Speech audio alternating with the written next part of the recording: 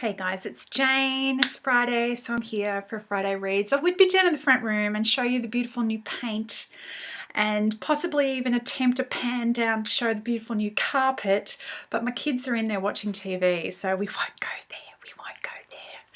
And again, apologies for being AWOL. It's school holidays, plus with the house stuff that's going on, I haven't had a minute. But it's actually my anniversary, my booktube anniversary on Sunday. So I've got something a little bit special planned for then. So hopefully I won't be gone for a whole week again this time. But anyway, Friday Reads, let's get down to it. Last week I was in the middle of reading Li Xuanxing's Mao's Last Dancer, which I was reading for my In Real Life book club. I finished that. I said I might be doing a review. I don't think I will. It's a autobiography. The parts that to me were the most interesting were the parts before he got to the West. So the stuff about the Cultural Revolution, life in the new commune, and then after he was 11 and taken to Beijing, life in the intense dance ballet academy. One of the most uncomfortable overlaps for me was there's a description in the early part of the novel of a denunciation during the Cultural Revolution, and it read almost word for word like the description in the beginning of The Three-Body Problem, where one of the central characters' father is being denounced. And of course that was fiction, but then reading about it in a memoir, and it's almost identical, was just, so it was a good read, but I think I mentioned last time, parts of it are quite uncomfortable. I also read this one. I just finished this yesterday, actually. Nicola Griffith's Hild.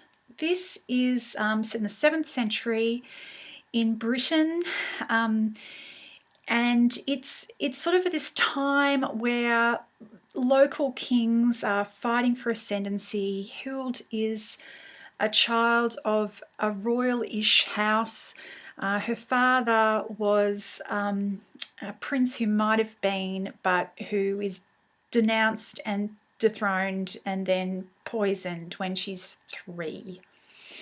Her mother was a daughter of a different royal house, as is often the way with these things, and so she takes Hild and Hild's older sister and also her body woman and her son with her back to live with her brother's family. And his fortunes are on the rise. So all of this book is essentially set in the court of Edwin King. He becomes the over-king of the English in the north of England. And Hild grows up to be his seer, so she's his niece. And all the kinds of relations are very awkward. Basically think Game of Thrones without dragons.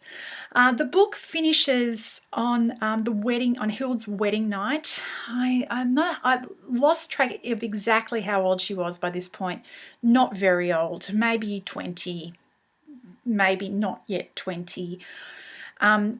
And I'm really encouraged because in the afterword, the author says she's actually planning a follow-up volume. Not because this is an incomplete story in and of itself. It's such a beautifully developed world. It's based on historical records, but the thing is there are so few historical records of this time that even though everything that we know of these people at this time is included in the book, the vast majority of it is a work of imagination and she's just made stuff up. So, but it's such a well-imagined story, and it's all about plays for power and different people trying for power in different ways, and the men it's thrones and swords and stuff, and the women it's a little bit more complicated than that, basically. But yeah, it was a really good read. The other things that I've read this week, I read China Miéville's The City in the City, which I have read China Miéville before and not had a lot of joy of it. But Rachel from Kalinardi said that The City in the City was different and I should give that a try, and I did, and it was great. It's basically, the first 2/3 of it reads exactly like a police procedural, like a good police procedural. There's been a murder.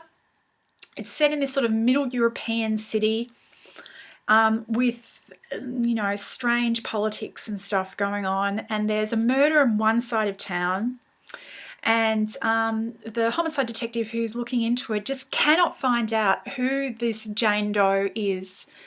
And then it turns out that and he gets an anonymous phone tip, and then it turns out that the reason why he hasn't been able to find her is because she comes from the other side of the wall, essentially. There's another city on the other, kind of on the other side of a wall, kind of a divide. And she is from there, and so, well, she's not from there. She's been living there. She's actually from Canada, and she's a student who's been working on an archaeological dig on the other side of the divide. So how her body came to be dumped on their side of town is one mystery. But there is these two cities that are interconnected or not connected, adjacent cities. Are very separate political bodies, and there is a body called Breach that police sort of the boundary between them. And so the detective believes that, well, now that he's discovered that she's from over there, it's out of his hands, because Breach is going to have to take it over, because he can't investigate it from the wrong side of town. But then that doesn't happen for a bunch of different reasons. And the second half of the book moves more into a science fiction-y kind of story, because it's not just two cities with politics keeping them apart. There's something else that's keeping them apart. But as I said, for the first half of it, you could almost ignore that, and it just reads like a really good, gripping police procedural. And then the second half of it, it's still that, but it moves into this science fiction-y kind of story. Anyway, I really enjoyed it. It's the prose style and the pacing and all that sort of stuff is really interesting. The mystery is really interesting. There's lots of twists and turns, and I'd strongly encourage anybody who's a crime fiction reader to give this one a try. And also, if you're a science fiction reader who doesn't mind a mystery story, this one's a good one too. The final thing that I read was Magic Rises by Ilona Andrews. This is the 6th of the Kate Daniels books.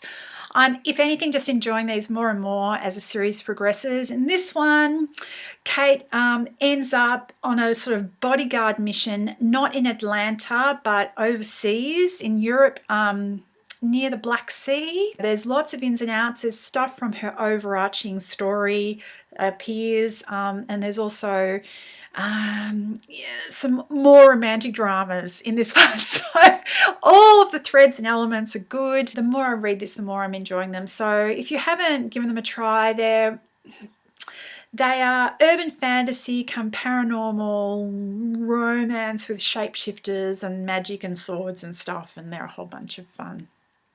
So that's what I'm up to. I finished Magic Rises while I was in bed last night, and I honestly don't really know quite what I'm going to go on to next. Yeah, I'm going to the library with my kids this afternoon, so maybe I'll be able to pick up something there. Anyway, I'd love to hear what you guys are up to, what you're reading. I hope you're all well, and I'll talk to you later. Bye.